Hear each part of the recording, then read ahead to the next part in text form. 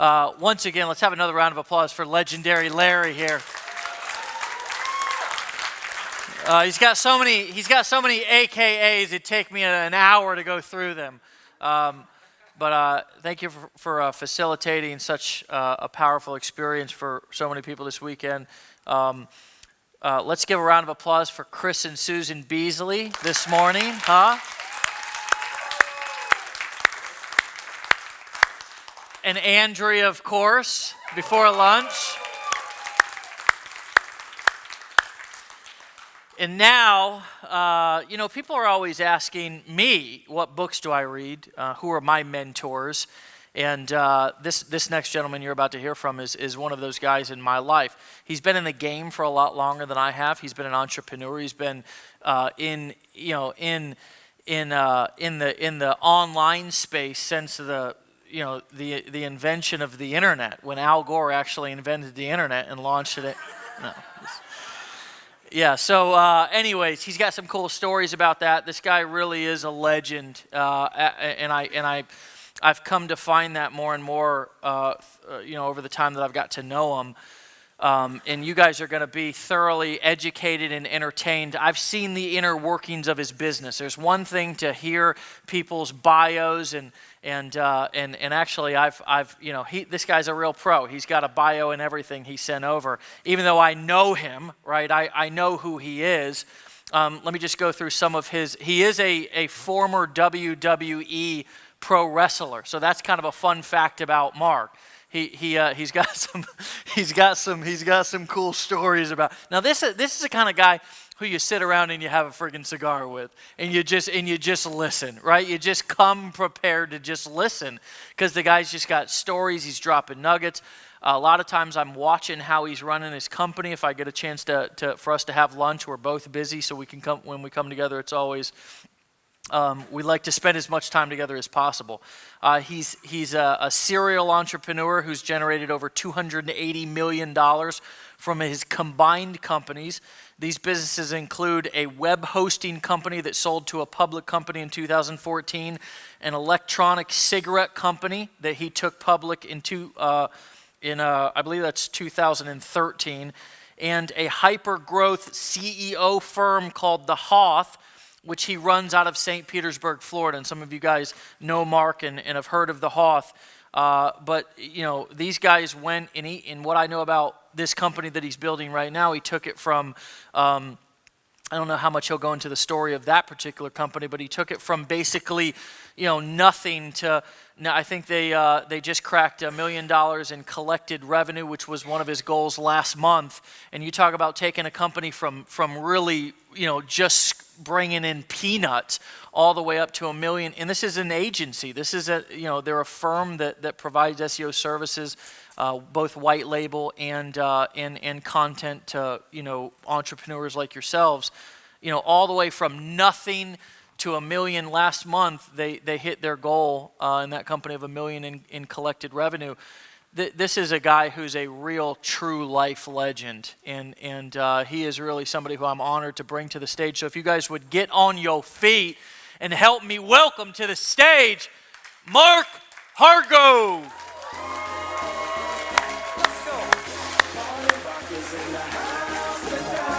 Kill it, brother.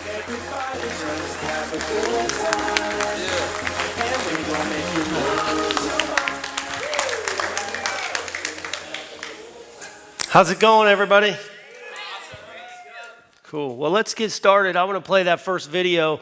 This is get this thing warmed up. One of my mentors, the Nature Boy, Ric Flair. I had the honor to spend some time with him early this year in Las Vegas. So we put together this neat video, and I think it's just a good way to kick it off. It's got good music and good energy. And if any of you guys remember the Nature Boy from back in his day, this could be fun. Woo! The Nature Boy is going to have a 30 for 30 on ESPN. I don't know if you've ever seen any of the 30 for 30s. They're really good. This is going to be one of the first ones in the pro wrestling industry, so I encourage you guys watch for it in the coming weeks. Big night tonight. How was Snoop last night? Oh, Snoop was great. He told me to tell you hello. I know it's past your bedtime, Nate. Yeah, I know. Hey, man, you want another Cialis? Yeah. This caviar, man. She likes caviar. Yeah, Jesus, Turnbuckle. right. What does everybody say? Woo!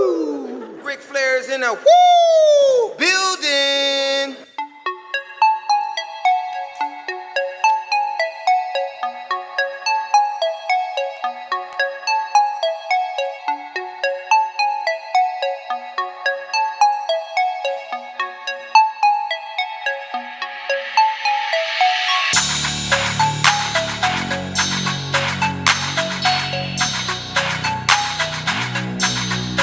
This is one of the greatest show promos I've ever, actually the greatest show promo I've ever seen. I'm gonna do business with the Hoff just because of this. Ready?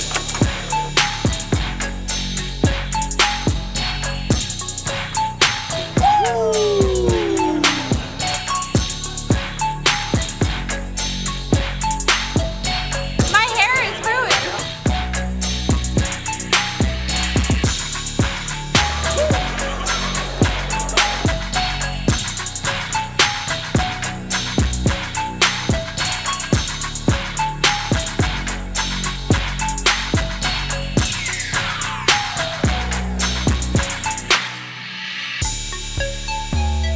I love the Hoff. I mean, link building, guest posting, if you need some SEO work, the Hoff is definitely the company to go with. Do check them out. They are really good to deal with. They've been around for a long, long time, and they'll be here, as far as I know, forever as well.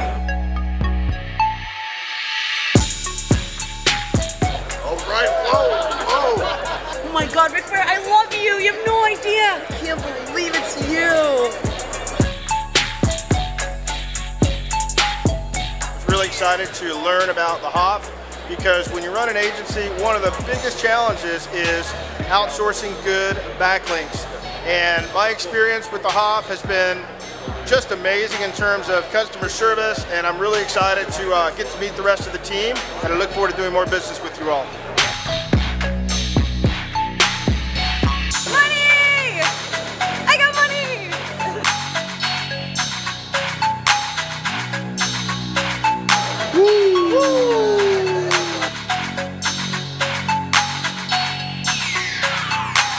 The Hoff is freaking sweet. That's like what strippers do, right? I seem like I won today. It's 25 bucks. Whoa!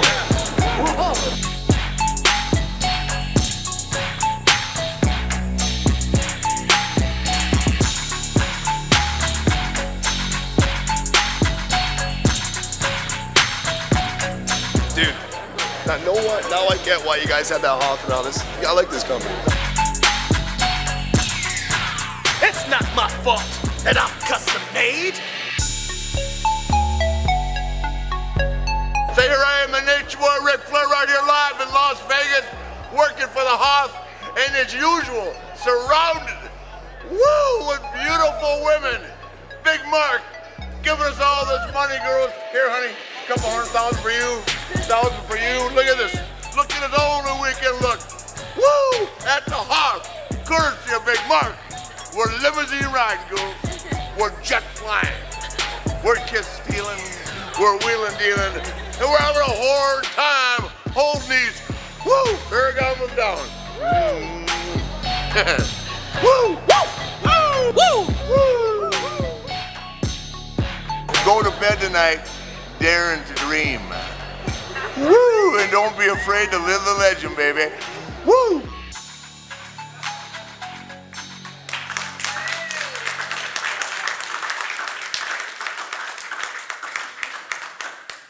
So that was a lot of fun. As a kid growing up, Ric Flair was one of my idols as a teenager, as a young boy, and it's like getting to hang out with Batman or Superman, later on the real Batman, and it was a real special time for me, so it was a lot of fun. I'm going to get started here. First, I want to thank everybody that's put this event on. I want to thank Dave. I want to thank the staff. I want to thank all the coaches. And I want to thank you guys for giving me your attention today. So it's a privilege to get to come and do this. I thoroughly enjoy this. So I've been looking forward to this for a couple weeks now. So thank you for giving me this platform and allowing me to do it. First, I always start my speeches off by doing a quick poll because I like to get to know you guys a little better. It helps me tailor my message to you guys. So if I could get 100% participation in this quick poll would be great. So first I'm going to do an age demographic. I know it's not polite to ask people's age. So anybody in their 20s out there, raise your hand. Got some young people out there. That's great. 30s? 30s? Yep, we got some people. That's a great decade. 40s, I'm in there. That's me. 50 plus? Great. So we've got a great range of 20s to older, and I love that. So that's helpful. Thank you. How about people that are currently married right now? If you're married, raise your hand. Probably about 50%. Great. Marriage is a good thing in life if you find the right partner. Kids. How many people have a kid or multiple kids? A lot of parents out there. Yeah, that's a hard job, right? Parenting. Nobody tells you how hard that is, but you figure it out real quick. It's no joke. I got two myself. We've got 3 generations of Hardgroves here in the building. Got my son and my dad. Give it up.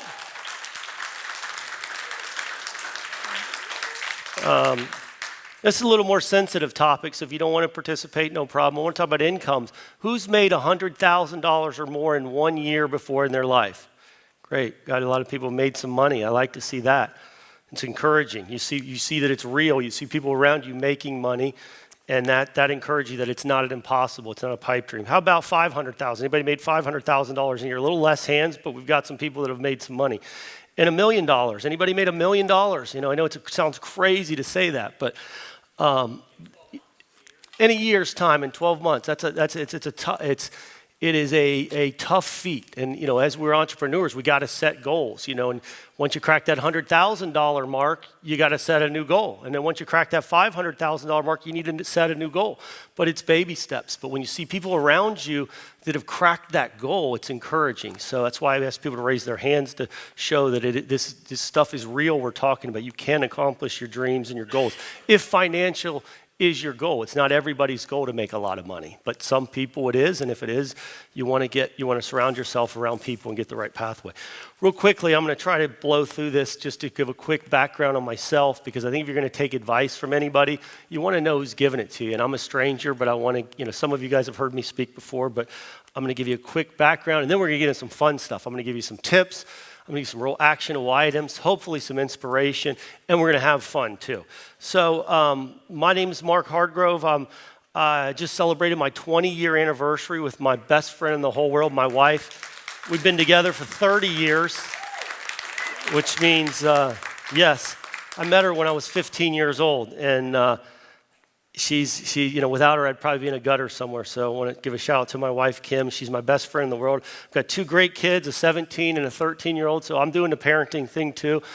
And it's a tough balance. Business and being a good parent is a really tough yin and yang, because you always want to be a great parent, and there's a trade-off. Every hour there's a commitment of where you put that time and energy. And I realized those who don't have kids yet, you have a secret weapon, and those of you who are in parenting, you're balancing that stuff. I grew up in Columbus, Ohio. Most towns in America, there's a segment of, where the rich people live, and then there's the working class, and then there's usually, it's common and everywhere. We grew up in the blue collar, the working class. My stepdad was a factory worker at General Motors. My dad was a blue collar hustler. My mom cleaned houses for a living. So we were a real blue collar family. And I was lucky enough to be the first person from our college for our family to go to college. So I'd started this new trend that hopefully follows. Somebody's got to start it, and then you hope the rest of the family lineage follows, and you always want your kids to be better than you. So I kind of took that next step. I was able to get a full ride scholarship to Ohio State. I carried golf bags at a golf course called Muirfield Village Golf Club. And I got what they call the Caddy Scholarship. If any of you have ever seen Caddyshack, it's a real story. There is a real Caddy Scholarship, and I got to live it, and I was a really lucky kid. While I was in college, at the very end, there's this new thing that was starting up. Everybody thought it was a fad, but it was this thing called the internet. And it was 94, 95. They were just starting to, web pages were just starting to come online. Netscape had just come out. Marc Andreessen built this really cool thing where you could browse the web, the World Wide Web. And we started building web pages. So we were doing web design back then. And it was a business that I thought was amazing, because people were paying me money. And then I realized about 2 years later that it was a bad business, and that it wasn't a scalable business. And the web design was something that was very labor intensive to build, and everybody was picky. Everybody on the website to be different. So we were able to transition out of that bad business into a good business. And we're going to talk about this a couple times today, a bad business to a good business. Because most people are in business, it's not cool to say it's a bad business. If you're making money, it's a good business, right? Wrong. You can get stuck in a bad business that sand traps you from financial success. We were in a bad business. We were able to take web design, which was not scalable, and transition into web hosting, which was scalable. The web servers did all the work now. And I actually got out of the design business and would farm that out to web designers, and then they would give me the hosting business. So I got out of the non-scalable part, took the scalable part, and found success. We went from 80 clients. That took us about 2 years to get 80 clients. Once that switch hit where I realized I'm getting out of a bad business and getting into a good business, we went from 80 clients to 5,000 clients in 90 days. And I know that sounds like horse shit, but it was true. It was insane. We went from 80 clients that were all local in Columbus, Ohio, that I did what they taught me at Ohio State. We networked. I would show up at their office. I would do the deal. And then I learned about this thing called internet marketing. And it wasn't called internet marketing back then. It didn't even have a name. But I started marketing my business over the internet. And that's when we went from 80 clients to 5,000. We got clients in 90 different countries. And we also had reoccurring revenue, which was a good thing. Web design, the guy paid a couple $1,000. You never see him again, maybe every once in a while. With this, every single month in hosting, somebody was paying us with their credit card, and it was scalable. We could add more servers and add more clients. So we could host thousands of websites. So we took a bad business model, made a good business model, and it was kind of this internet marketing was the early stages of an industry disruptor. And we're going to talk about industry disruptors today too. So we had this internet marketing, which before, to get 5,000 clients, you would have had to went to meet 5,000 people. The internet and marketing over the internet allowed us to take credit cards from Japan and Germany and South Africa and all over the country and do business with them because they found us on the internet. I remember we had 5,000 clients. Only 5 had ever walked into our office, and that was so mind-blowing. Well, now it's normal with e-commerce and stuff like that, but back then it was crazy. It's like we didn't even know who we were doing business with, but they trusted to give us their credit card. We were kind of like the digital landlords of the early stages of the internet. Nobody was making money online back then. Porn was the only industry that was making money, and I know that's crazy, but that built e-commerce was the porn business. People would put their credit card in for that, but nothing else. And we were just in the early stages. A neat book that I went back and read is called The Road Ahead. And if you want to have some fun, it was written by Bill Gates in '95. And he talked about this thing called the information superhighway and how it was going to get built. And it would be like construction, like how we build a city, we build buildings and we build infrastructure and we build electricity grids, all this physical stuff, all this stuff was going to happen in a digital world. And I remember reading it going, wow, it's just kind of hard to get my mind about it. But all the stuff he talked about over the next 20 years literally happened. It was the infrastructure had to be built and the bandwidth and you remember when you couldn't watch videos online because it was so slow in your dial-up connection. And then eventually now if we can't stream a video, we freak out. But all that stuff took 20 years to build up. And here we are today. And that's why you guys are really lucky because back then, internet marketing had all these limitations of what you could do. It was tough. Now you guys got all these tools and you got the cloud and you got, it's more competitive, but you've got secret weapons that you can use to build your businesses. So it's really cool to read that book and see how it all really played out. And obviously Bill Gates was a pioneer, is still a pioneer, but Zuckerberg was probably in kindergarten at the time. So it's fun to read it and just see how it all played out. We sold the web hosting company a couple years ago. When we sold it, we had about 150,000 websites we were hosting. And again, it turned in eventually to a bad business model. Why was it a bad business model? Well, it had become commoditized. Guys like Bob Parsons and GoDaddy were giving this stuff away for $2 or $3, and it's hard for us to charge $20 when another guy's for $2 or $3. So eventually, we got out of a business and transitioned into a new business. But you have to always be willing to reinvent yourself and ask yourself, and what I do, is it a good business, what I'm doing? And just because your mom says it's a good business and your friend tells you it's a good business, they're not going to tell you the real story. They're going to tell you what you want to hear. You have to really dig and find somebody that is vested that tell you the truth, because like Shark Tank, that's why it's great. They rip those guys apart because they're not telling them what they want to hear. They're telling them, these are business people telling you the truth. And sometimes the truth hurts, but you need to hear it to change, So talked about when we were in the hosting business, we did 19 acquisitions. So we were able to grow by buying other companies and scale them. It was a fun period. I was a pro wrestler. That was on my highlight. We'll show some wrestling videos later. Realized that was a bad business model too. Once I got there and I took a couple ass whippings and saw that these people live on pain pills and the road and all that stuff, I said, man, this is a bad business model. I'm out. A few years ago, I started electronic cigarette companies. I like big industry disruptor businesses because if there's a big hockey stick growth, you can kind of jump in, and even if you're average, you can do well, and there's big upside. Try to get in industries where there's a big momentum. So people were starting to go to vapor from combustible cigarettes. So we started an electronic cigarette company. We took it public, raised a bunch of money, did some really cool stuff in the early days of vapor, and now it's changed and it's continuing to grow. But that was a nice little run.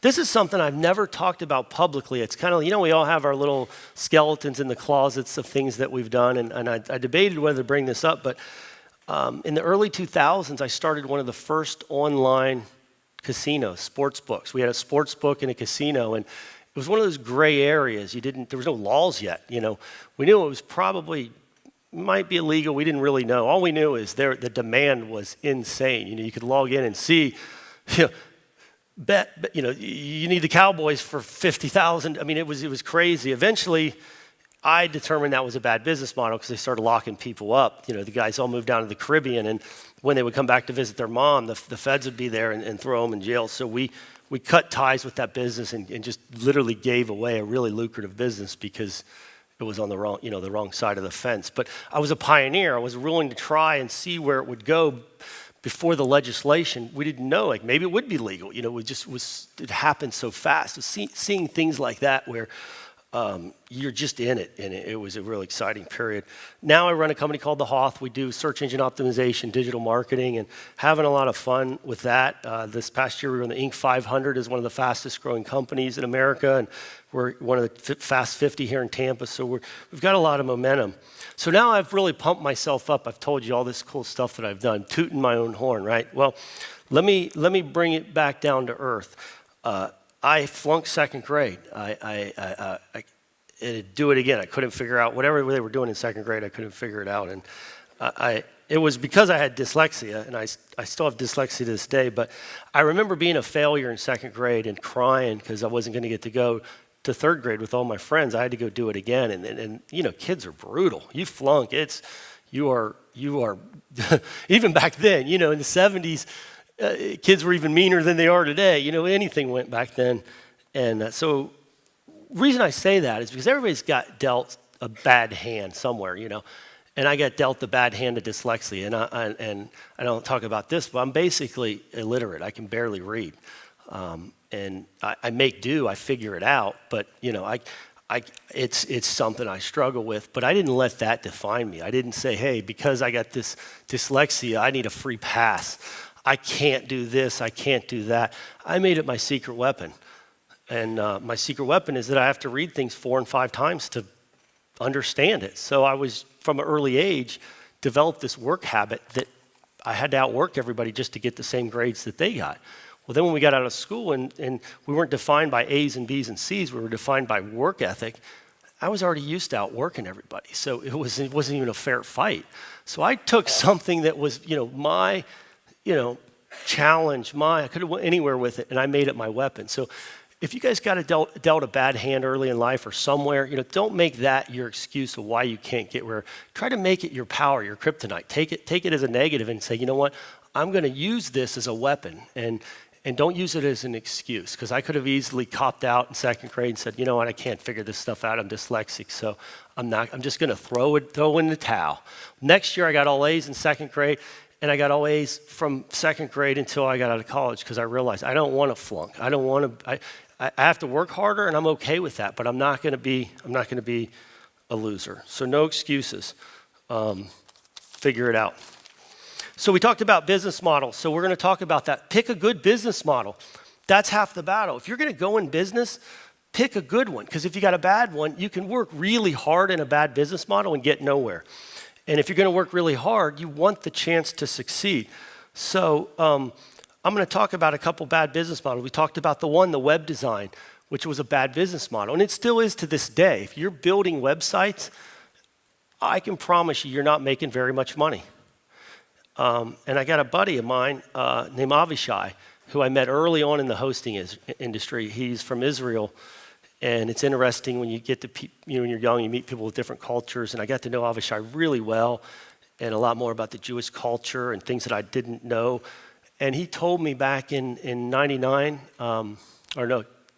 2010, he was going to start a business of building website templates that he could sell because he could scale that. And I said, I don't know. I don't think it's going to be a good business. This company, Yahoo, has this GeoCities and all that stuff's kind of played out. I just don't think there's a place for it today with everything the way the internet is. Well, the company ended up doing really well. The company's called Wix, and he has built an empire, and he has scaled a bad business like web design, and he figured out how to make it a great business. So he has, it's a good example. I met a girl at a conference. A bad business model, which is she was a music instructor. She would go to people's houses and teach their kids how to play a music instrument. Bad business model. Well, she took it and figured out how to scale it and recruit 30 or 40 other instructors, and now she doesn't teach kids how to learn music. She has an army of people that teaches kids, and she's booking online, and she's turned a bad business model into a good business model for her. Danny Jones, a buddy of mine, he does video, and video is a tough business. If you're not holding a camera, you're not editing, you're not making money. He's working with the Hoth to build a video platform so we can scale out video. That's taking a bad business model and figuring out how to make it a good business model. Dr. Jeff, I think he spoke here at some of these events. He's a chiropractor. You know what? It's a bad business model. People would say, oh, he's a chiropractor, great model. It's brutal. You're not going to find a lot of chiropractors making $1 million a year. If you're not cracking a back, or if you're not in the office, and if they're not within 5 miles from you, you can't service the person. So Jeff figured out how to take internet marketing and his knowledge of chiropractor and empower the rest of the chiropractors to get more business. He took a bad business model and built a great business model. And other internet marketers couldn't be as successful as Jeff is because he speaks the lingo. When he talks to a chiropractor, he knows the buzzwords. He's passionate about it. He's knowledgeable about it. So he's going to be able to connect with those other chiropractor entrepreneurs better than any slick internet marketer. So he took his field, bad business model, made it a great business model. So there are a lot of examples. People always ask me, well, how do I make my bad business model good? And I may not be able to figure it out on the fly, but you got to dig. And then sometimes you just got to get out. You got to just stop. If you want the hole to stop getting deeper, you got to put down the shovel. You got to just pick a different business model. So let's talk about characteristics of a good business model. One is reoccurring revenue. I love reoccurring revenue. Do the work now, and you get paid for the lifetime of that customer. Reoccurring revenue could be once a month, once a year. But if you're going to put the time and energy to get a customer, you want to get paid until that customer either runs out of money, doesn't want your service, or picks a different business.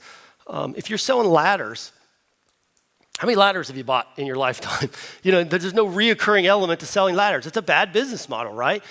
But things like hosting, things like software as a service, things where you're typically going to continue to rebuy that service, those are good business models. We call that reoccurring revenue. The next thing we talk about is scalability. Can you scale the business?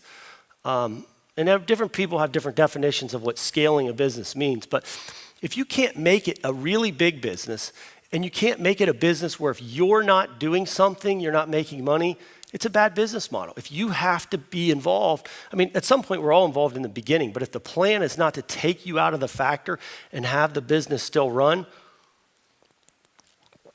it doesn't scale. And if it doesn't scale, in my opinion, it's a bad business model. So you want to have scalability. Geo is a big factor. if you want to open up a shop, and you open up a shop in here in St. Pete, maybe it's a boutique, maybe it's a haircut, whatever it is, you've got a geo play, which means you're only going to service people in the 5 to 7 mile radius. A guy's not going to fly in from San Diego to get his haircut or to get a sandwich or to go to your boutique. Right off the bat, it's a bad business model. It's a geo play that's so local, and that's why you see retail shutting down. And there are certain things where it only works as a geo, but they're still bad business models. So you want to pick something where you can service a wide geo area, whether it's the whole country or multiple countries. So those are the kind of things you want to be thinking about as well. The next one is a proven business model. And this one's a little tricky because if you got this idea and you got to explain it to me, and it takes you 15 minutes to explain it to me, it's probably a bad business model. It doesn't mean there's 1 in 100 that ended up being great, but go where the masses are. It's a lot easier to sell a product that people are looking for and want versus you got to explain it to them before they could ever buy it. It doesn't scale. You got to explain it to them, and then they think about it and they ask questions. Now, eventually, those ideas get really big, and you may be ahead of the market. And if you're one of those places, you might be on the right track. But for the most part, if we're going to play numbers, you want something people want. It's easier to sell something people already want then you got to create a whole new market. And a lot of time that's your ego. It's like, I'm going to create something that's great and everybody's going to want it. Well, if they're not searching for it on Google, there's no market there.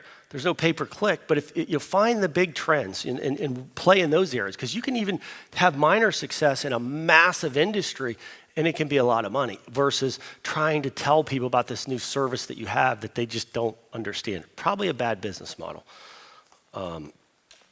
Achievability, it's got to be something that you can actually achieve. If Dave and I say we're going to build a rocket ship and put it on the moon, you guys are going to look at us like, Elon Musk might be able to do it, but it has to be something you can actually achieve with the access that you have to capital and your things. Let's dream big, but let's not dream so big that it's set up for failure.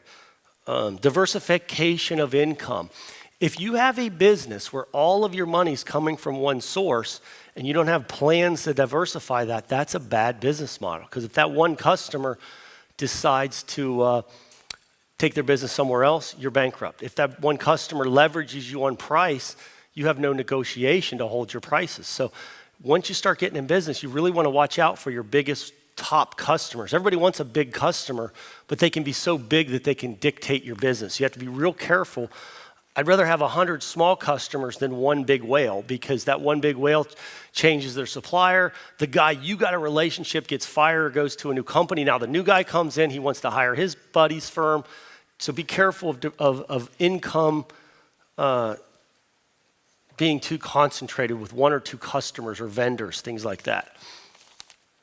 So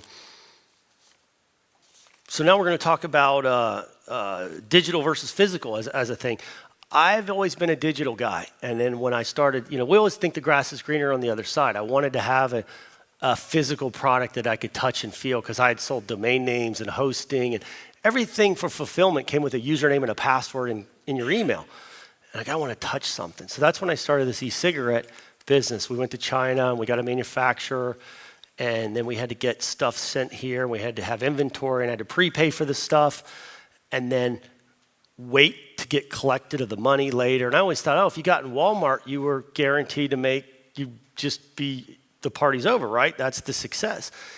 And, you find out, wow, the Walmart's the big giant. They dictate the terms. And it was that physical product. If you got a physical product, you've got product liability, you got holding costs, you got shipping costs, you got manufacturing costs. And I'm not saying there aren't great businesses as a physical product, but if you can find a way to sell a digital product, in my opinion, it's a much better business model. Because usually with digital products, the inventory is unlimited. You can fulfill it on demand. It's usually a download or an email. Usually the cost to store the inventory, it's on a server. All those things don't scale with physical products. You have to ship it. You got returns. You've got all this kind of crazy stuff and that's just, I had to take a lot of lumps to figure that out. And my ego told me I want a physical product. So I'm telling you guys, sometimes a mentor can teach you something and save you a lot of headaches. If you guys can find a way to make money selling a digital product, you're way ahead of the people who have a physical product. The ability to scale it, the ability to cut your costs and sell it and stream it all over the world are much better than a physical product, because there's a lot of laws and import laws and just stuff that you don't deal with in the digital world. And I know it sounds obvious, but here I am, someone who's kind of an expert, and I made that mistake. So it wasn't as obvious to me as it should have been. Next thing is partnerships. I've touched on this in the past. Everybody talks, should I have a partner? Should I not have a partner? And I think everybody always thinks about it at some point in their career. Is it better to have a partner or not? And that's a tough decision. You know, I have a business partner right now, and it's a great situation, but I've in the past had partnerships that were not so great. So I've experienced both, and if you've experienced both, you know what a good one. It's like a marriage. If you're in a good one, it's a great thing. If you're in a bad one, it's a living hell. So partnerships can be the same way. So be really careful when you select a business partner. One of the litmus tests I always use is if you're not willing to give that person access to your bank account, the trust is still not there yet. So it's probably not. You probably should do a joint venture or something very loose to earn the trust. With I call it a parachute, so almost like a prenuptial.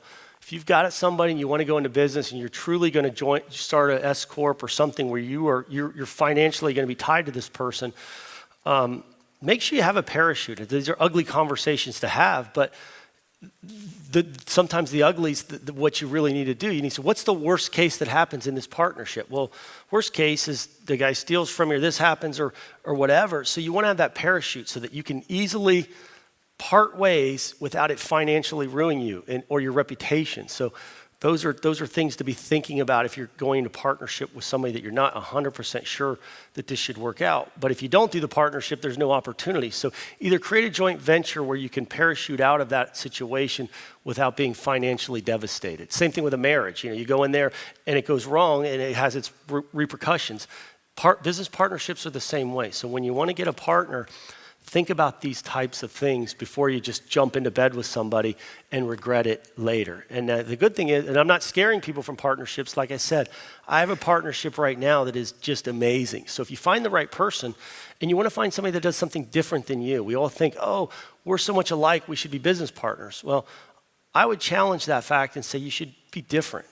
You should both provide totally different value to the organization. And then that way you get to maximize, nobody thinks like an owner like the owner. So if your two owners have two different value propositions, it's a strong partnership. Next, we're going to talk about industry disruptors and what I call honey holes. Honey holes are, it's a fishing term, but these things where there's an opportunity to make a lot of money and then they dry up. And then you're like, oh, wow, I wish I would have doubled down when I had that honey hole that was making money, right? And I've had dozens of them throughout my career. And if I could go back a time capsule to those honey holes and double down, triple down, and then ones that I actually missed they were there and we missed them. So this first thing we're going to talk about, an industry disruptor. When I was walking out of my condo today, I saw this and I looked at it. I said, you know what? This could go into my speech today. Does anybody know what these are? They were sitting there. There was a stack of 100 of them. So we passed these things down. This is what I call a bad business model. It was a good one for a long time, but these guys are holding on to this. And you know why this is a bad business model? It's because you guys are industry disrupting this. Internet marketing has destroyed this business, and it will continue to destroy it. But these guys are still holding on to a pipe dream. I think this company, Dex and Super Media, have went bankrupt. They've went bankrupt like 2 or 3 times, and people keep buying the assets out of bankruptcy because there is still a small trickle of income. You'll see there's still ads in there. People are still paying for ads in the yellow pages. I always had this saying that, and we're not there yet. It's Charlie's kids. When Charlie has his kids, and I'm Grandpa Mark, I'm gonna have Charlie's kids and say, hey, there's this thing they used to call it the yellow pages, and that's how people used to find things. And they're going to say, Grandpa, why did they call it the yellow pages? Well, because they used to kill a bunch of trees and dye the book yellow and then physically deliver this book to people's houses. And that's how people found stuff. And at some point, that will sound ludicrous. that's how we had to find things. But that was before internet marketing. That was before people got on their phones, on their internet to find things. And it wasn't that long ago. So we're talking about a whole industry. I mean, the Yellow Pages was a multi-billion-dollar industry controlled by the telecommunications company, and it was a license to print money. And now it's just hemorrhaging cash. And the people that own these companies, you think they would have had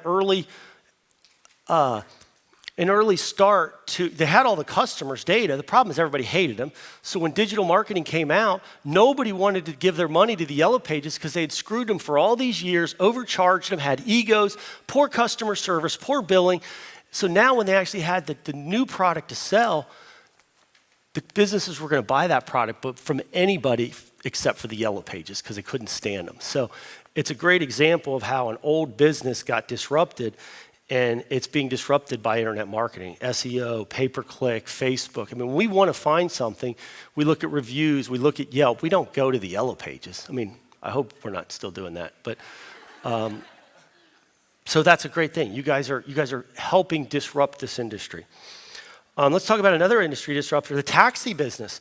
Uber has, in such a short period, destroyed a 100-year-old business that has had it ripe for pickings. I mean, cities sell these medallions. New York City, St. Pete, Chicago sell these medallions so they could regulate how many cabs are out there so they don't oversaturate it. And these medallions cost a lot of money. I think they were $1 million at one point in New York City, and I hear they're down to about 200,000. They've lost 80% of their value because people don't want to get in cabs anymore. Once you've gotten an Uber and you see the car's nice and you got a nice person, you hit a button, you know when they're coming. Has anybody in here used an Uber? Am I talking something that's foreign? Most of you have tried it. Do you like the experience? Is it better than a cab? 5 years ago, if I would have said, how many people have tried Uber? People, what are you talking about? I mean, it happened that fast. And here's what's crazy. These cab companies still think they have a fighting chance. They're like that book sitting there. They didn't upgrade their cars when they were making piles of cash. You think they're going to upgrade their fleet now that they're hemorrhaging cash? All their best drivers have left to go to Uber, so they're left with drug addicts, derelicts. It's the weirdos that Uber won't hire. So they're done. I mean, they don't realize it yet. They will go out of business. Taxi cabs will be another thing. My grandkids will be like, what's a taxi? You know, they're done. They just don't see the writing on the wall. They weren't willing to reinvent themselves then. They're certainly not going to reinvent themselves now. And you know what? It's still too late, because even when they get their shit together, you're not going to want to give your money to a taxi cab company because they got it wrong for so long that you're going to say, you know what? You had your chance to do this. It's too late. So that business is done. And when you look at Uber, it wasn't rocket science. It was an idea that somebody executed and had passion for. And it might have sounded crazy if the guy would have said, hey, I'm going to disrupt the taxi industry. You'd have been like, yeah, good luck with that.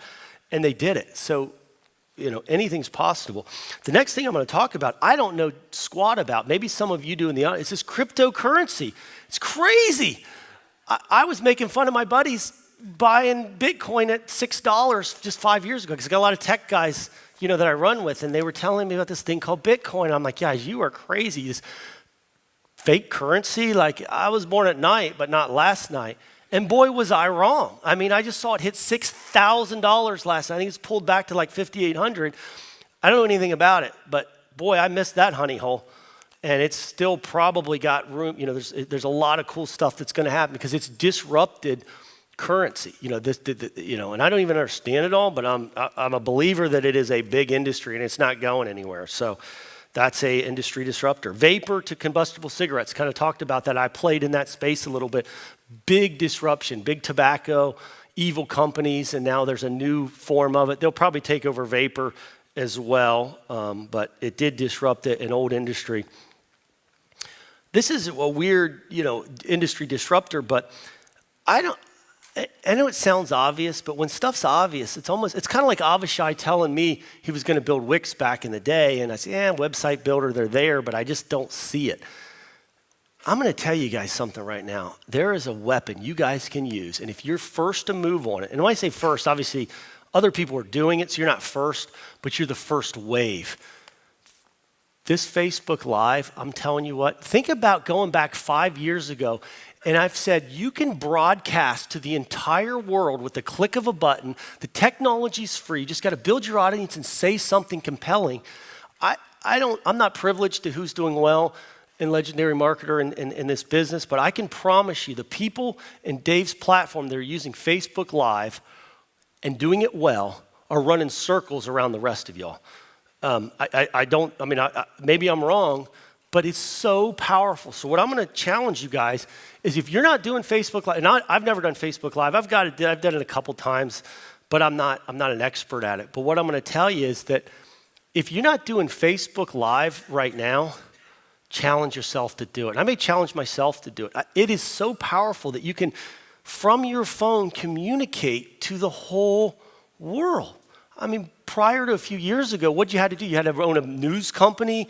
You had to, complicated webinar software that nobody could figure out how to download, and GoToMeeting existed, but it was clunkety and limited distribution. You could only have so many people at one time. Well, now you have a place where most people have a Facebook account. So this is common platform that they know how to get to, and you can talk to them. And you can do it as much as you want, and you can talk to your audience, and you can get your message out there. And I think businesses haven't even really figured out that this is a massive way to get their product and their service out there through brand ambassadors and for people who are really good at doing Facebook Live. And nobody's been doing Facebook Live for 10 years.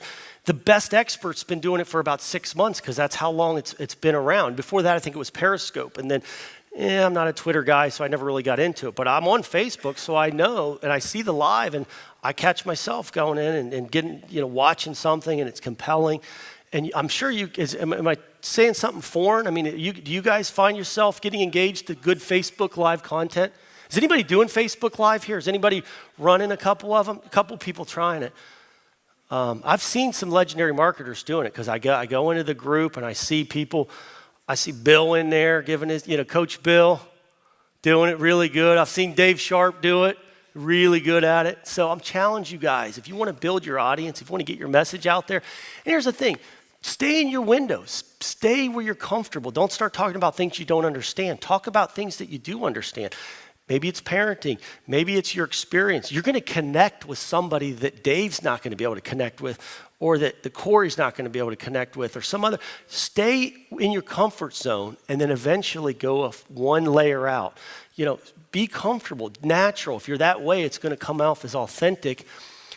And then by the time you do your 80th Facebook Live, you're going to be really good at it. So I'm challenging you guys, start broadcasting. And now you might be broadcasting, there's companies that are not going to figure this out. And after you've been doing it for 2 years, they will hire people to come in and be their Facebook Live, people that are just good personalities. And I still think we're in the early stages of that you can communicate so quickly and effectively through this platform. So I hate to beat a dead horse, but it just blows me away, and I think that this broadcasting, push notifications, ways where one can communicate to many, and I think Facebook is the most new kind of disruptor. But email autoresponders, being able to have one message and scale it and it go out every day the same. If you got a good message and a good sequence, you want to rinse and replicate that. These push notifications, webinar software is great too. Anything like that allows you to get one to many. And I'll even say, if you're not willing to do Facebook Live, find a business partner that does. Find somebody on your staff that's willing to do it. Figure it out, because I think it's going to be a real competitive advantage if you can get that asset as part of your business. And I think 5 years now, everybody's going to be doing it. But if you take advantage of that window, you get a big head start.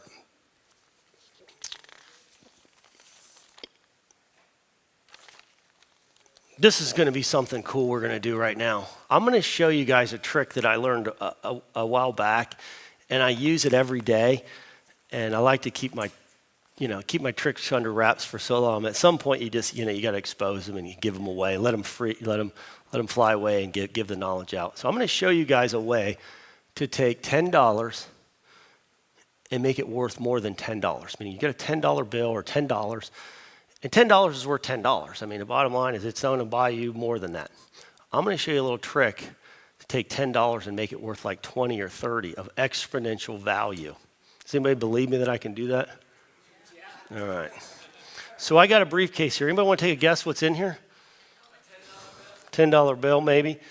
Well, there is a bunch of money in here. There's probably, I don't know, $7,000, $8,000 in here. I like cash. I'm a cash guy. A lot of people like credit cards and things like that. You know, I'm a big believer in the credit cards were built for a reason. When you swipe it, you just get so used to your money going away that it's like the casinos. They don't let you play with cash. They let you play with chips. Now they got the cards. If you don't, it doesn't feel real, it's not real, right? When you hold cold hard cash and I'm going to give it to you, you know that it's real, right?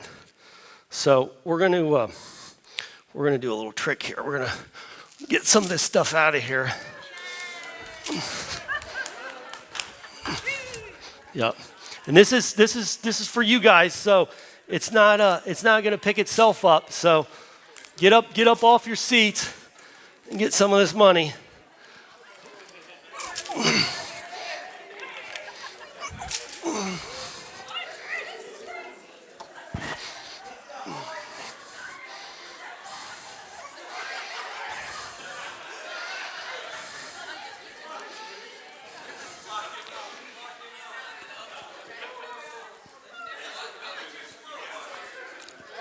Hey, I get the definition of taking action, right? Some of you guys took action and some of you guys didn't. I realize it's only a handful of $2 bills, but it's a trick I've been using for a long time. Does anybody have, prior to me throwing that money up in the air, does anybody save $2 bills? Does anybody have $2 bills? So if you get one, do you spend it? Would you put it into would you take it and buy something with it at Starbucks, or do you put it in a drawer or give it to your grandkids, or keep it? Keep it. So as a group, can we say that's a consistent, people don't, if you get a $2 bill, it's almost special, like a silver dollar or something. You don't spend silver dollars, right? So where did I get all these $2 bills? That's the crazy question everybody wants to know when we do the trade shows. I mean, I've got the world's largest reserve of $2 bills right here, right? Well, a lot of people, when I give them out, they're like, the reason they don't spend them is because they're rare. They don't make them anymore. That's what people. That's why you save them, right? It's rare. It's something you can't get anymore, and that's what I hear the most. That's why people like to save them. Well, I'm going to expose a little secret here, and now it won't be a secret anymore, but I think you guys can take and replicate this. When I go to the bank, I usually go and get $5,000 to $10,000 worth of $2 bills at a time, and then I'll store them. We take them to trade shows, and we put them in the money booth, and we give them out. We got a little trick where if somebody's walking, when you go to a trade show, you want to scan their badge, because if you scan their badge, you get all their information. Now I can follow up. So I give them a $2 bill, and as they take that $2 bill, I say, hey, Jim, can I scan your badge? It's a 90% close that if I give you a $2 bill, you say yes to let me scan your badge. Now I have all your data, and I can put you into my funnel to sell you. Most people do not, when you go to a trade show, they don't want people scanning your badge because you don't want people selling you stuff you don't want. But when you give somebody a $2 bill, it's a mutual, it's kind of like if a guy buys you a beer at a bar, and then asks you for a smoke, you don't say, well, I'm not going to give you a smoke. Like, I just bought you a beer. It's a gentleman's agreement. I gave you a 2, so I get to scan your badge. And when we take our scanner at the end of these trade shows, they're like, you scan 20 times more than the next closest booth. What are you guys doing? It works. And then we take all those leads. And if I'm going to a trade show, I'm going there to make money. I'm not going there to sit and wave to people. And I've had some people, when they go to the trade show, they say, oh, I didn't even know you could scan this. Like they haven't had their badge scanned the whole time they've been at the trade show, and here we are scanning their badge. So it's taking something and doing something different. If you want to be successful, you can't do what everybody else is doing. Don't be afraid to try something different. And they don't always work, but when you find it and it works, you double down on it. So the trick is the $2 bills. You can go to any bank give them a week's notice, and tell them how much currency in $2 bills you want. They still print them at the Federal Reserve. And if you're real nice to your banker, a lot of times they can get the sequence ones that have never been in circulation. So when I go to park my car and I give the valet $10, but it's 5 $2 bills, sequenced, mint condition, that guy remembers me. And when I go to Starbucks to get my coffee and I put a $2 bill in the tip jar, the girls fight to grab it, who's going to take it to replace the two. They'll put their two ones in there to take that $2 bill. And when I get my hair cut, I know that sounds crazy. I got a place that shaves it. They shave it. It's called the Shave Cave. And, instead of giving my credit card and swiping it like everybody else does and adding a $5 tip or $20 tip or whatever it is, I give my hairstylist a big stack of $2 bills. And you know what? It starts conversation. And as you guys can see from the ones you have, I also do something else. I stamp my company logo and my brand on there. And now I have something that people are not going to throw away. They're not going to spend. They're going to keep it. And it's got my logo on it. So even if we just had a quick, brief interaction, there's a good chance they go and Google the Hoth or they go look me up and this guy gave me a $2 bill and it's got, and it's a little thing. If I give you my business card, there's a good chance it's going in the garbage, right? If I give you that $2 bill, there's a good chance you're going to have it 3 years from now. Your grandkids are going to have it. Whatever. You're going to remember me. You're going to remember the interaction. And isn't that what it's all about? Is being different, remembering, having something different. And you guys can go to the bank and get 100 $2 bills or 5 $2, whatever you want in your economic of your business to make you stand out. You can be the $2 person in your area.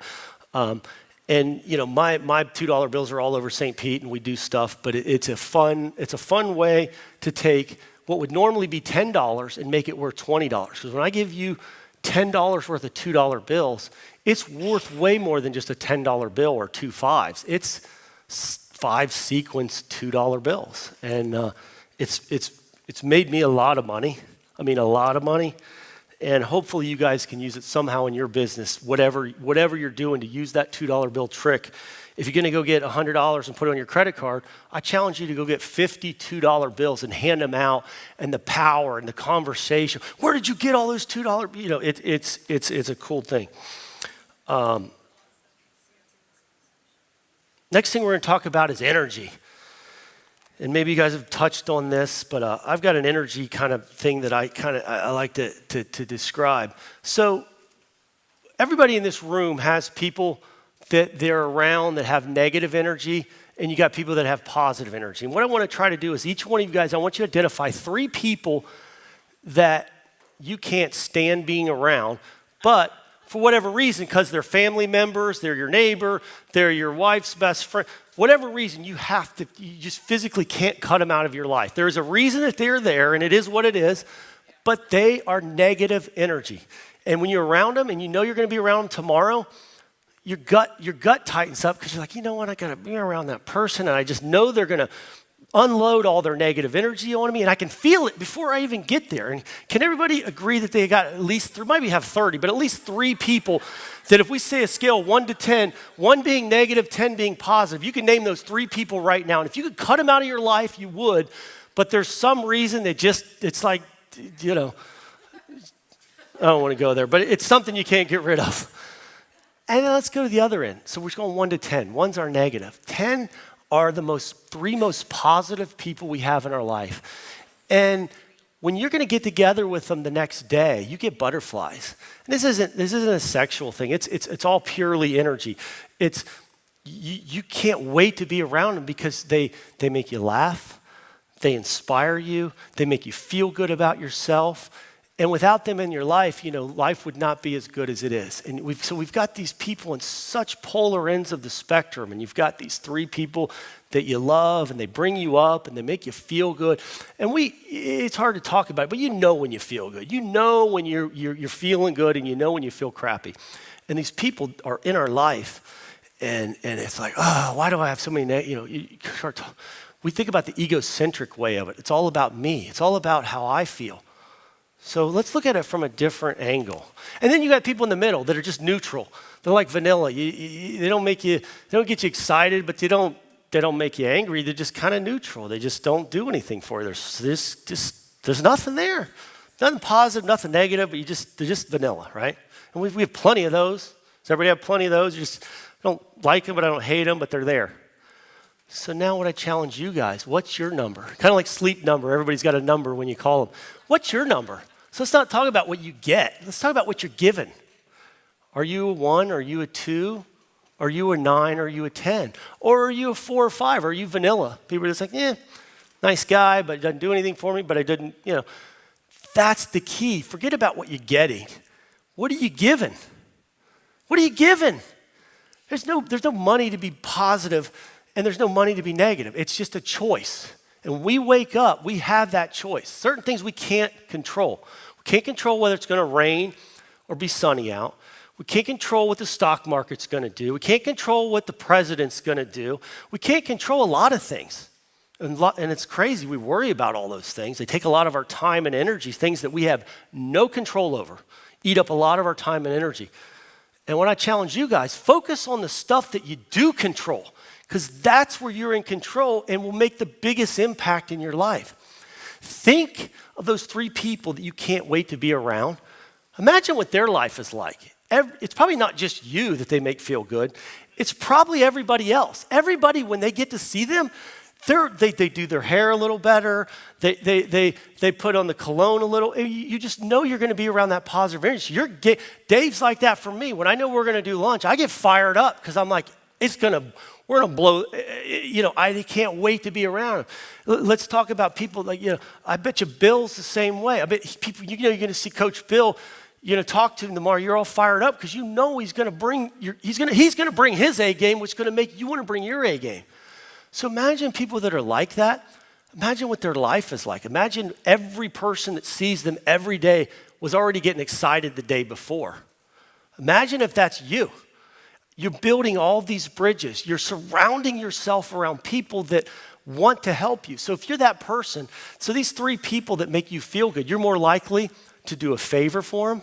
You're more likely to introduce them to a new opportunity that you know would be good for them. You're more likely to say positive things about them, do things that you would just normally maybe not do, but it's this special relationship you have with this person.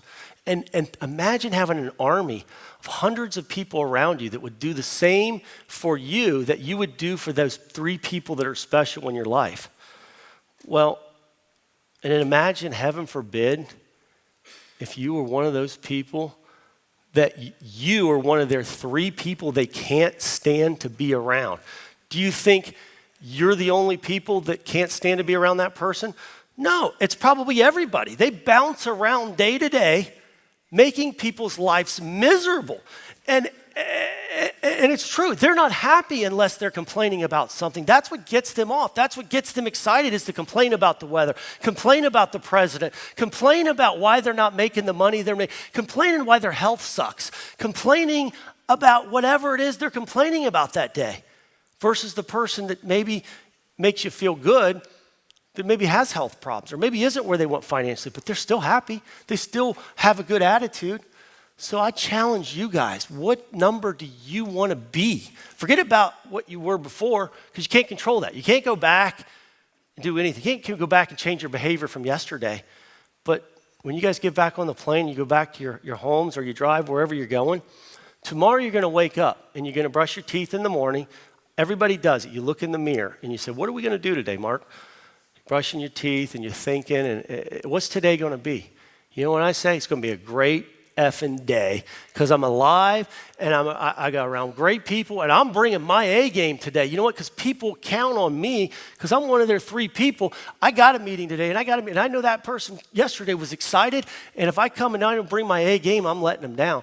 And if you guys bring your A game every day, I promise you within 3 months, everything in your life starts to change.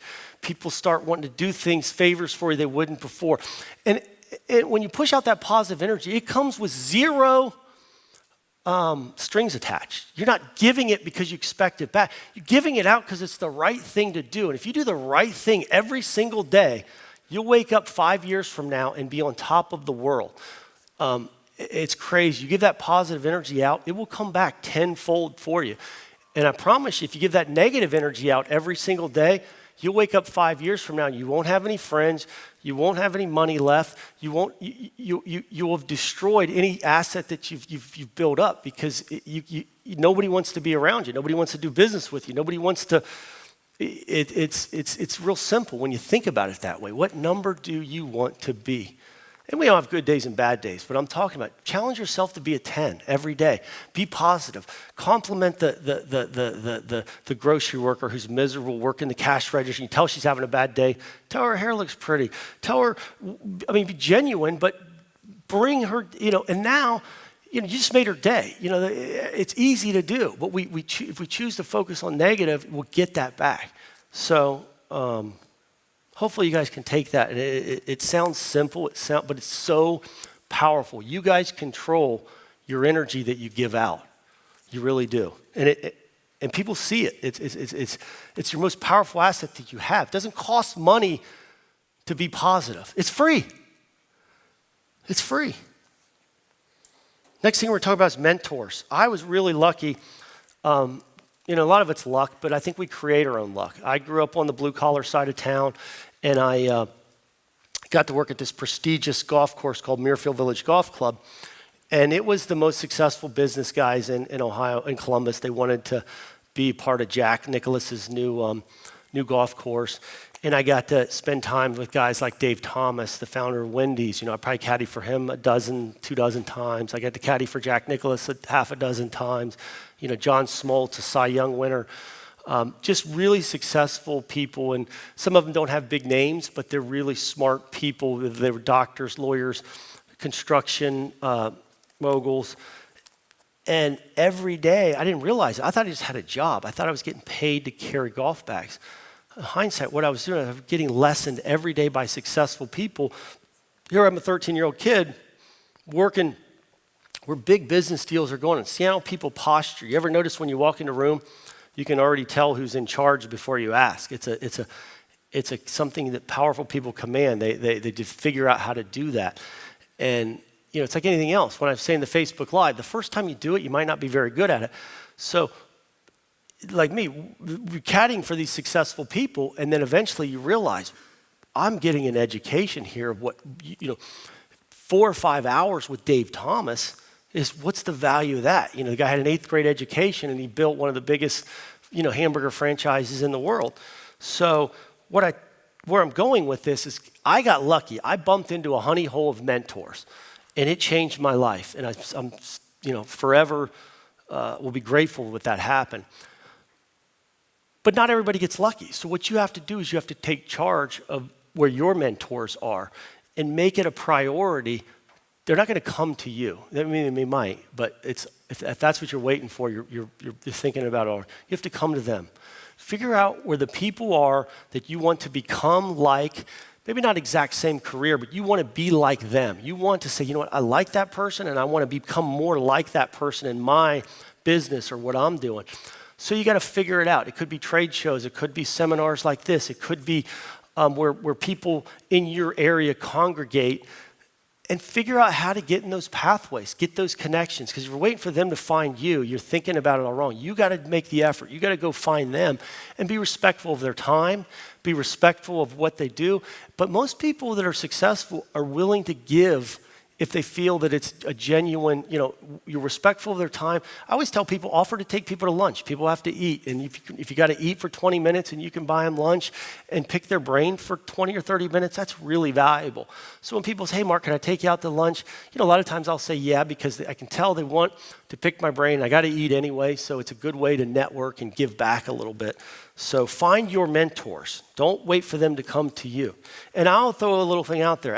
I've got some business cards. I'll hand them out. As long as you guys are respectful of my time, I'll mentor you guys. I've done that. I came to an event 6 months ago, and I still keep in contact with a lot of people that I met that day, and I'm willing to give a little bit of my time and energy to you guys. If I see you putting in the work, putting in the effort, telling me, sharing me your wins, and I follow the Facebook group, so I see some of your guys' success, and I'm real proud of you guys that are getting ahead and doing it. So I'm willing to be one of your mentors and help you guys through things, bounce ideas off and encourage you guys and be part of your success. So you've already got one person in your camp that believes in you, that's rooting for you, and that would maybe make that favor or that connection, or you tell me what you're trying to do, and if I know somebody in that industry, I can make a referral or something like that. It's about having friends in your corner that are there for the right reasons, not to take advantage of you or not to sell you something or not to, I don't want anything from any of you guys except for your success.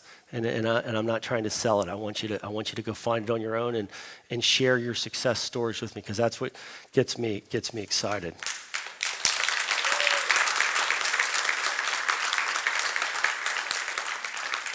Next thing we're going to talk about is one of my pet peeves. I've said this in the past, so some of you have heard it, but we all have our pet peeves. So I don't want to offend anybody by saying this, but my pet peeves are video games and fantasy football. I see grown men crying about they're not where they want to be in life, yet they spend 10 hours a week playing video games. I say, you gotta be kidding me. My life's like a video game. I get up and I can't wait to do it because I love it. It'd be like living in a video game. And maybe the money is how you keep score, but if you're passionate about what you do, it's like a video game. For you to go in a fantasy world where the upside is a score on I just can't, they're for kids, and you got grown men not happy where they're at, spending time playing games on their phone or fantasy football, worried about winning $200 with their buddies, where if they put all of that time into their business, they could actually be getting ahead in life. So those are my pet peeves. And anybody that has a smartphone or a tablet that's Apple, and even if it's not Apple, you can get access to. There's an app called iTunes University. Write that down. It's an orange. I think it's an orange button or yellow button. If you got an Apple, it's on your phone. Does anybody know what's on iTunes University? 60,000 college courses, from Notre Dame to Ohio State, the University of Florida, Stanford, Oklahoma, Florida State University. 60,000 college courses are on your phone for free. So I'm always challenging myself because I don't know everything. I learn, there's a lot of things about college I'm not a big fan of.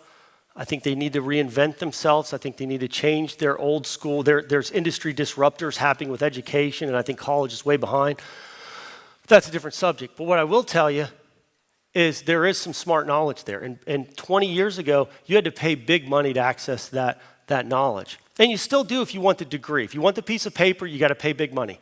But you know what? If you don't care about the degree, you want the knowledge, it's free.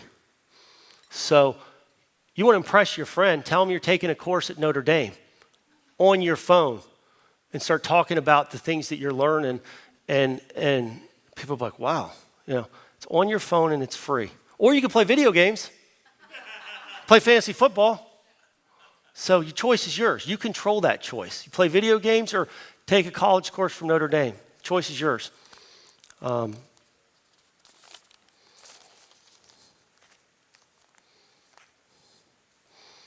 More life hacks and businesses. This is the obvious. Exercise and eat right. I made a lot of money, and a lot of times when you get in a cycle of things, you let other things go, and I let my physical, just got overweight and stuff. And recently, I've been able to start eating better and exercising.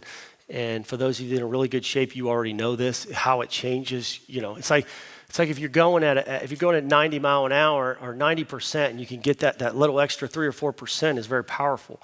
So, it's real obvious, but take care of yourselves, guys.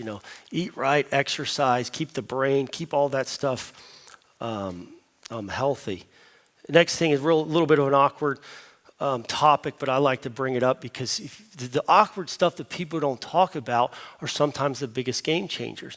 Is anybody in this room in therapy right now? Does anybody see a therapist? A couple hands. Dave's got his hand up, one of the most successful guys in the room. My hand's up.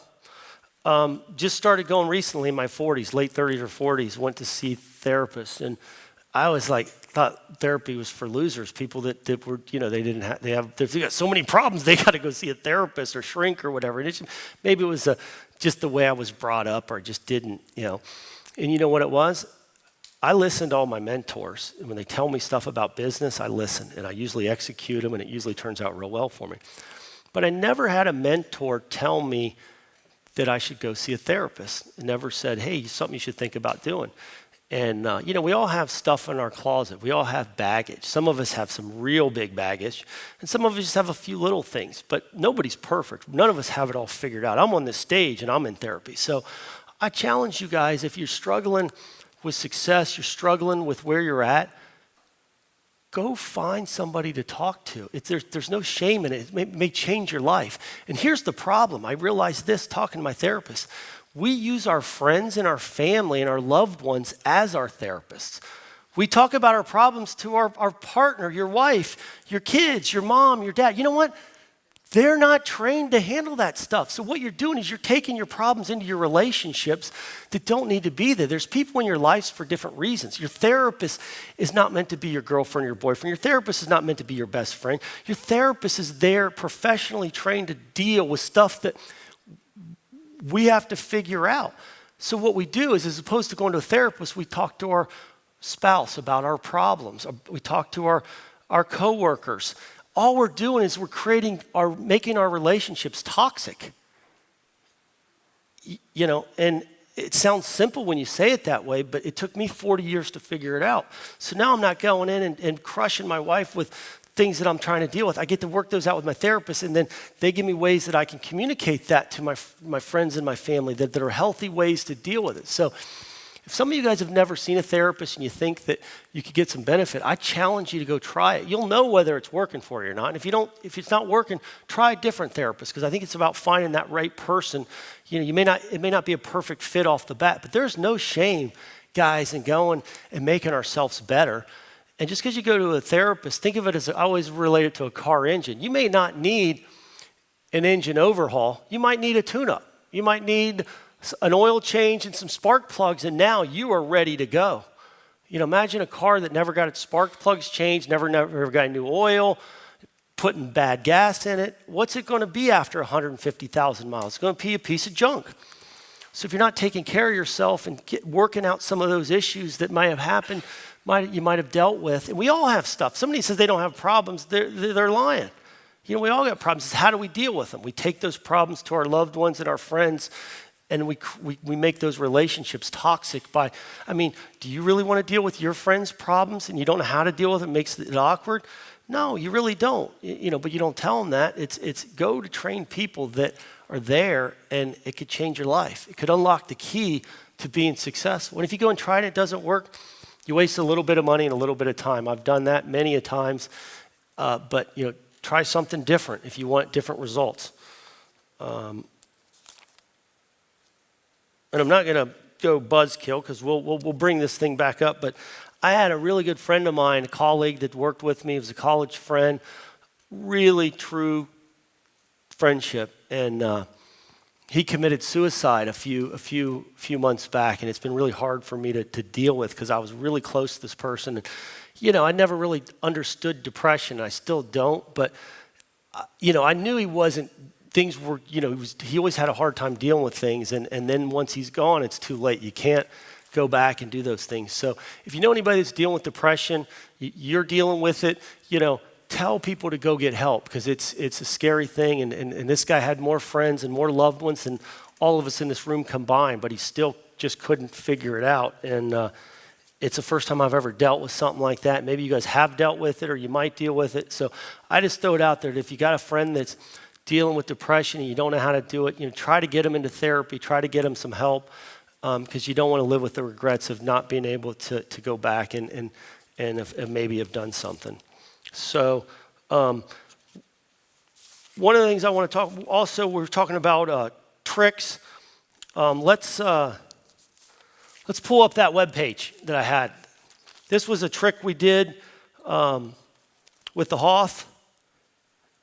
And we had this tattoo contest. I had an idea in my company. When I want to get things done, I say, hey, let's do this idea. And, I got a bunch of executors. I don't do everything myself. I got people that help me execute my ideas. So I had this idea of if they like it, they get it done right away. But if they don't like it, they just kind of sandbag it. So I said, let's do this tattoo contest. I want to see if we can get people to put our logo on their body. And I said, if nobody does it, we'll sweep it under the rug like we never had the contest, right? But if we can get one crazy person, a bill, because I said, these kids love tattoos nowadays. I don't have any tattoos, but I'm like, hey, they're putting anything on their body. Maybe they'll put our logo on their body and we'll pay for the tattoo. We'll give them $3,000 worth of our services. These are our customers, so it's $3,000 that they don't have to spend with us.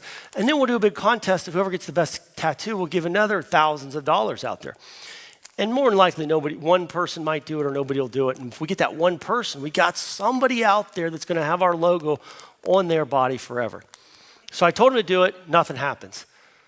I said, guys, what's up? You can just tell. They don't want to tell the boss, Mark, you went off the deep end. This is a terrible idea. They won't say it, but you can tell by the non-response, they're just, a year goes by. I'm like, guys, where's the tattoo contest? And they're like, oh, well, same thing. They know it's a bad idea, but nobody wants to say it. And they certainly don't want to execute a bad idea. So finally I said, listen, guys, I want the tattoo contest this month. If it's not done by the end of the month, I'm going to start firing people. So that's literally how hard I had to push it to get these guys to roll it out.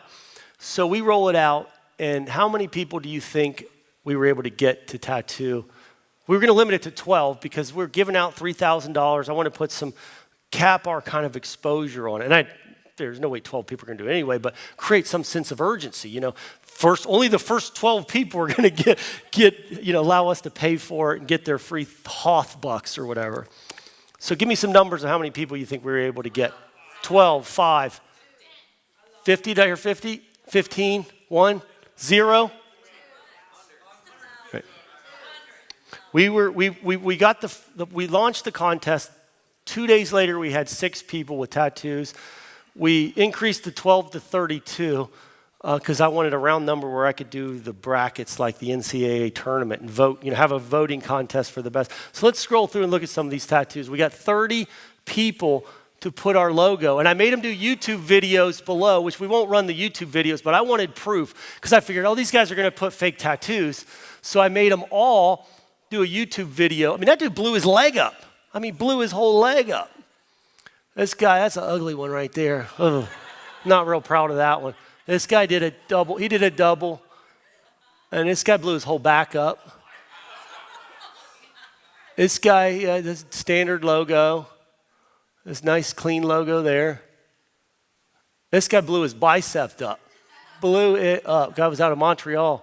This is our only female that got it. She got it right. That's the leg shot. This guy did a little something different. Standard logo there. Standard logo. This guy got creative. Yeah, blew his whole back up. A leg shot. This guy, I don't know what he's thinking. Crazy. Ankle tattoo. Classic Hoth ankle tattoo. 17. There's another. That's a good one.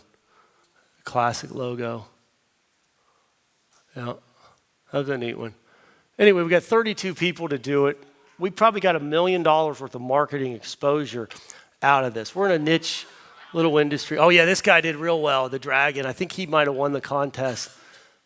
And, yeah, because people couldn't believe it. They're fake tattoos. That's why I had to put the YouTube. This dude blew his chest up. But this went from an idea with the people that work for me saying, Mark, this is a terrible idea. It's not going to work. And we got work to do here. We're going to play around with your silly tattoo idea. And like I said, sometimes you just don't know. Could have been a 100% failure, but we got it got us recognition, and it got we got customers now with our logo on them for life. If you talk about brand loyalty, that's brand loyalty, right? Branding, yeah, it is branding. I love it. So I'm going to end it right here. I got a video I could play real quick. I know I want to open it up to some questions. Let's play the Hulk Hogan video because I'm a big wrestling fan. I showed you the Ric Flair one. I want to show you we got Hulk Hogan to do a deal with us where we, I think we got Hulk Hogan on the Wrecking. Is this the Wrecking Ball or the Affiliate Summit? Might be the Affiliate Summit. Go ahead and hit play.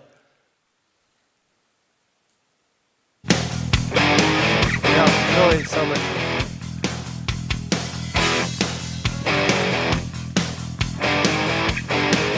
You guys all know who Hulk Hogan is, right? He's a big local guy here.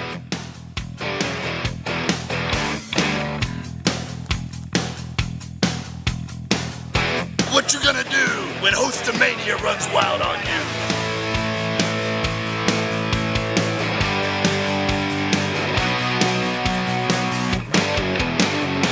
I gotta wrestle the gator to win her over.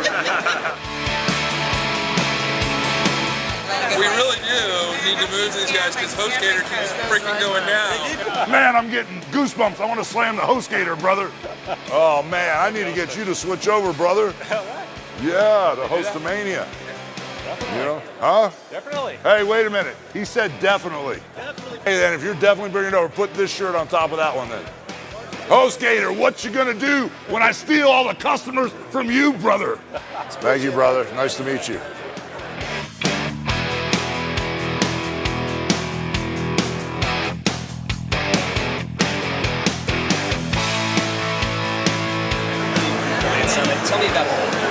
Tell me about the conference, Affiliate Summit.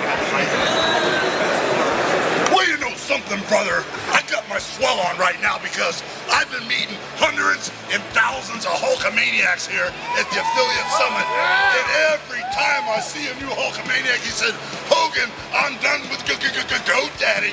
I'm coming to Hostomania. Everybody's saying, I'm done with that stinky gator. I'm coming to Hostomania. And at the Affiliate Summit, they're going to remember one thing. Hogan came, Hogan saw, and Hogan stole all the business, brother, because Hostomania is running wild. The Maniacs are loyal to a fault. They're so far down the line, I can hear them. But I can't see the end of the line. So what you gonna do, Affiliate Summit, when Hulk Hogan and Hostomania comes year after year for you?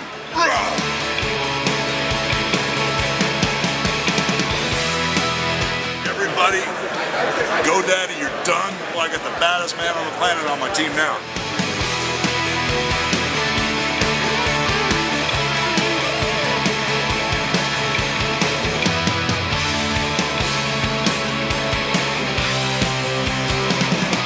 Imprints. I think we have made a statement. I think we came up way above what I thought was going to happen. Now that they know that Hostomania is on the map, I think it's sky's the limit. How do we get you on Team Hostomania? Oh, you already got me. Wow. I already got him. Oil. These Hulkamaniacs are, brother. Don't mess with us or we'll mess you up.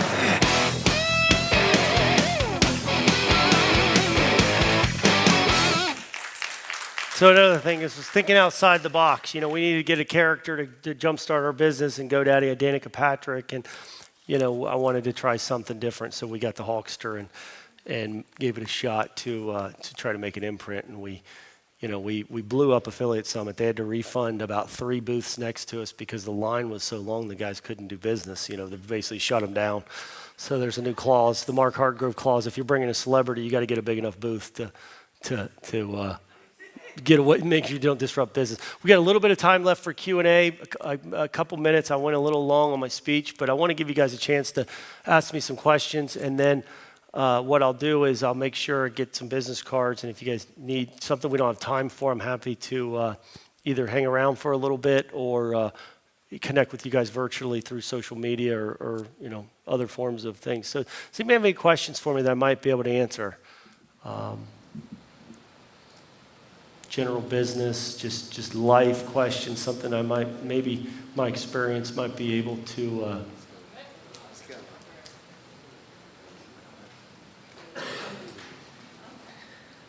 Awesome.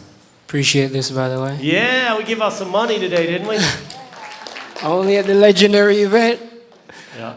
My question is, well, it's just a general question.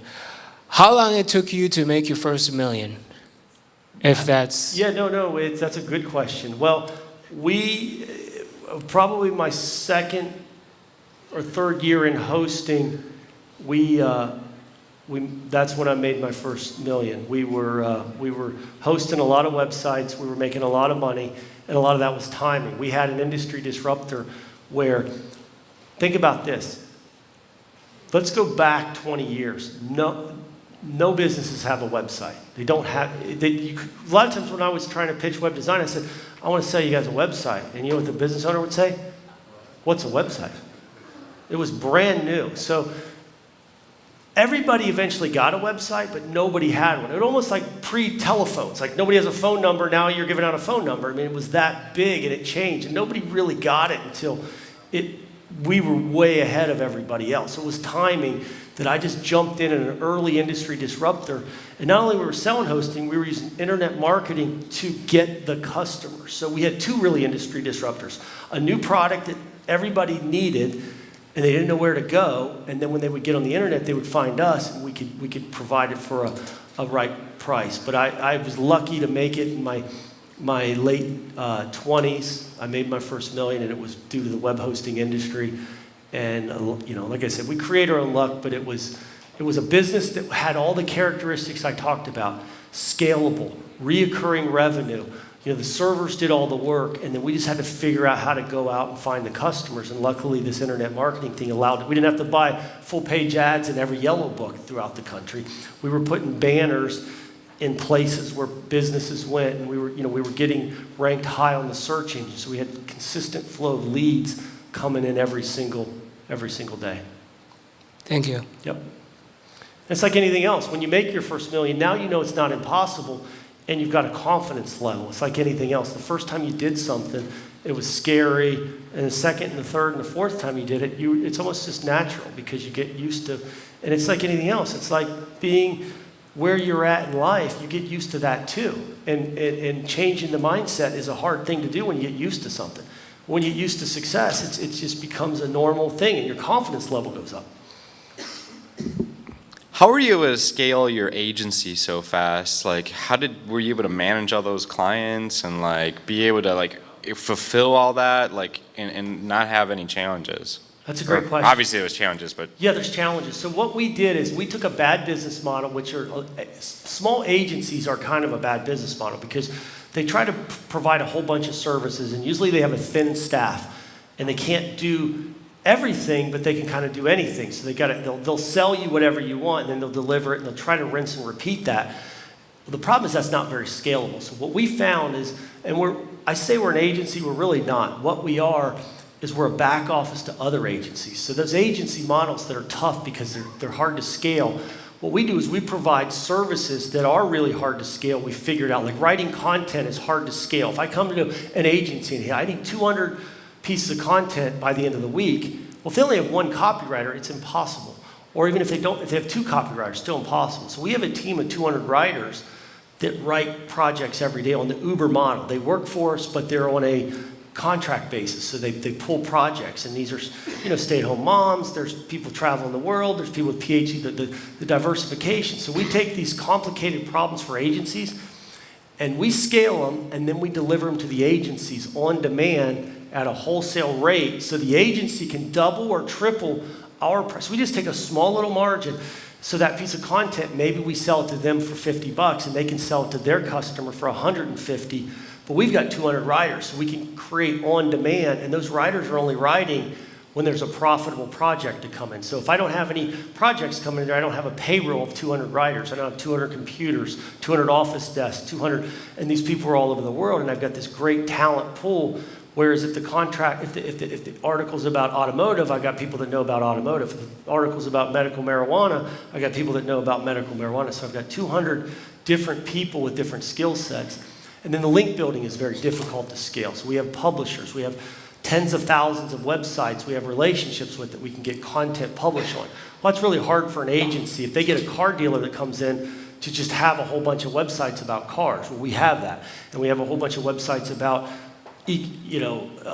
realtor or finance. So we're able to leverage things, and then the channel comes to the agency. The agencies come to us to buy this wholesale on-demand suite of products. So we make them more profitable, we make them look good, and when their businesses are up, they can fulfill all the projects, and when their business is down, they don't have that monthly fixed expense with a bunch of employees that they're not billing out. So we're like a solution provider to these agencies. Got it. That's awesome. Thank you. Definitely need your card, by the way.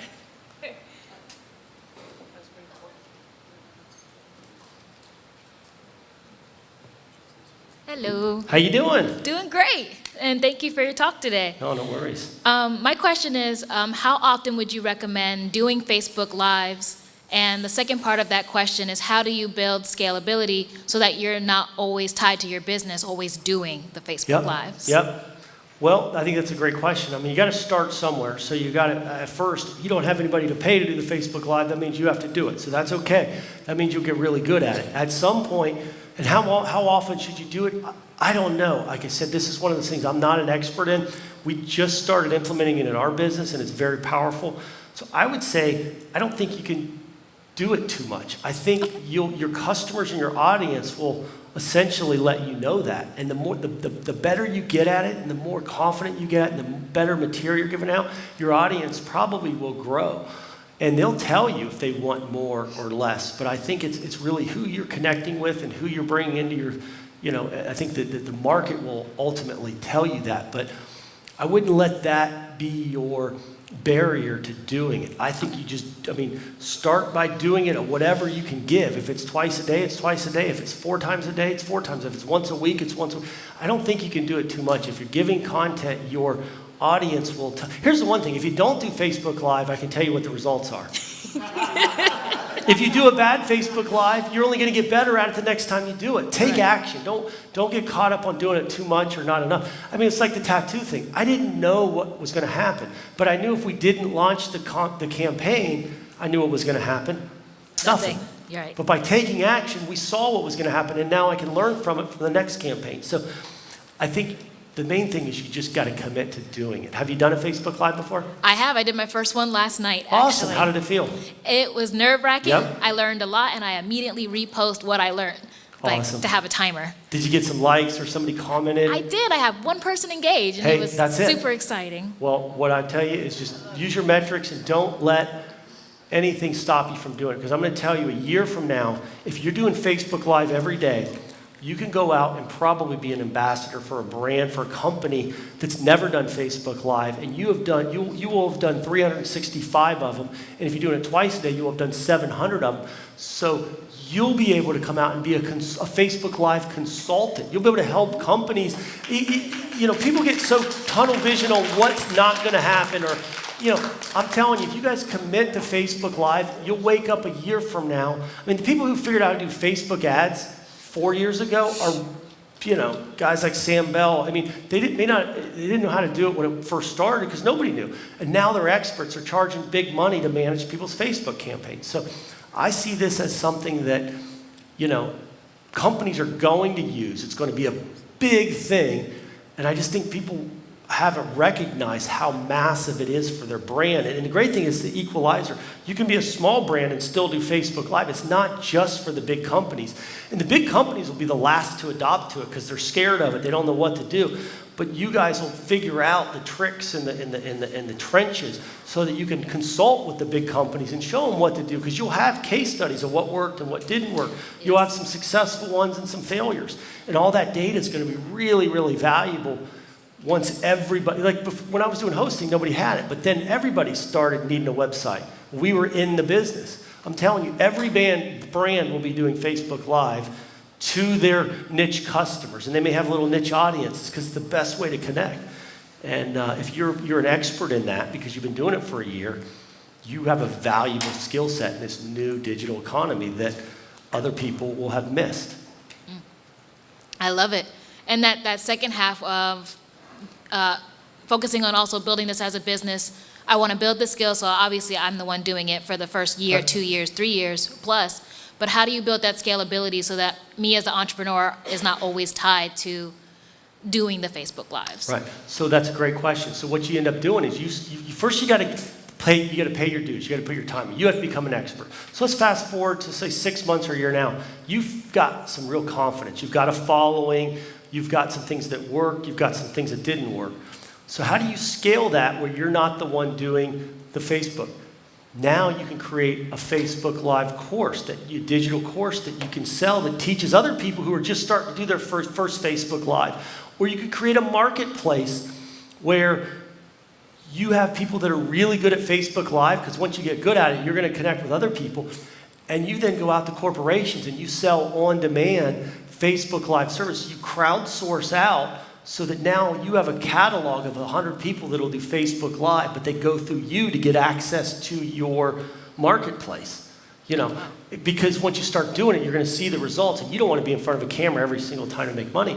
But there's somebody else that maybe doesn't realize that there's a market to take this to companies or do things. And you leverage that skill set and that early adoption knowledge to now create a marketplace. Like the girl who has a company where if you want to hire somebody to teach your kid piano, you call her. She doesn't teach your kid piano. She sends somebody out at $70 an hour. She keeps 35 of it, and that person gets 35 of it. So she's making money while other people are teaching their kids piano through her marketplace. Wow. You could do the same thing. You could have 10 people that will do Facebook Live. Now you focus all your time going out and getting clients, and they're fulfilling and you're getting a cut while they're doing Facebook Live for these brands. And I think that, I don't have a crystal ball, but I think this is going to be a big service for companies. And when they don't know what to do, they'll outsource to experts to help them. And I think it's going to be a wide open field of one-to-many communication from brands, because advertising's dead. If it smells like an ad, the younger generation, they'll run for it. TV doesn't work anymore, ads, radio, but they're still doing it, just like they're still printing that book.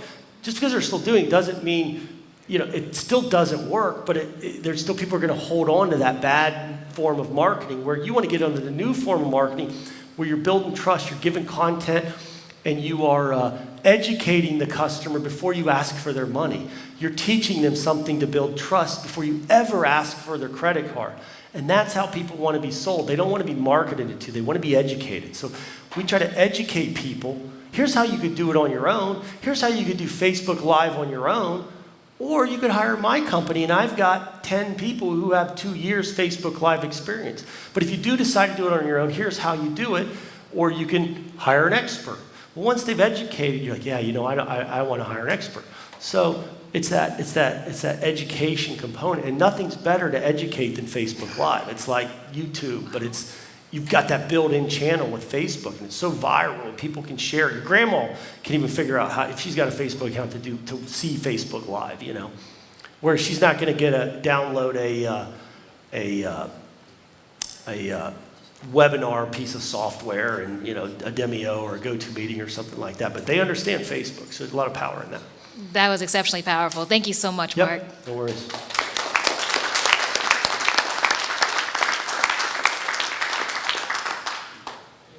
Well, if there are no more questions, I think we're done here. Any questions? Going once? Going twice? Thank you, Mark. Yeah, thank you guys. It's been a blast. All right, give it up for Marc Hardgrove. Oh, man. Yeah, that's what I'm talking about. Killing it with the value. Hey, Mark, before you go, we got a little surprise for you. Oh, Dave no. has a little GIF for you. Okay. Why don't you take a look at the screen? Oh, look at that. He created a GIF for you, gift. I love it. Blowing it up. That's great. Yeah. I love Yeah, it. man. Blowing it up. Talking about that unique value. There you go.